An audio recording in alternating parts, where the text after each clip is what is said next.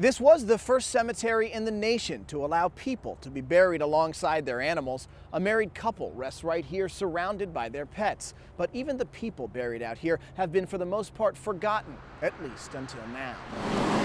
It was pathetic what we saw. We were so shocked by it. We just kind of jokingly said you'd need a weed eater and a metal detector to find some of the headstones.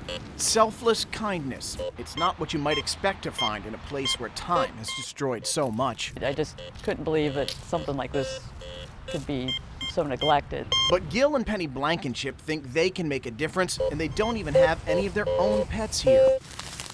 1945. For more than a decade, grass and mud have overcome the more than 22,000 pet graves here, while families of the pets have sued and complained and tried to find any way to improve the conditions.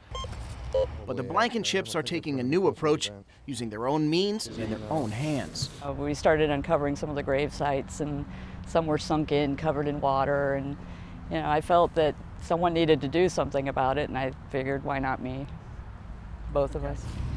1953. Their plan? 1949. Uncover and flag every grave now, then organize a major spring cleanup. They've also created what the people concerned about this have lacked for so long, a central place to organize. Right there. The Blankenships have set up a website. Does that say 1927? The petition there already growing to more than 300 signatures. A good dog. He was getting a little old. He started to get a mustache, gray mustache around his face. This is Willie, too. His grave is also out here somewhere. It's heartbreaking to see the condition of the cemetery. Willie, too.'s famous owner remembers the viewing. Just like when you bury a person, they prepare him for the death. And he was laying there with his little feet out and his little head going out.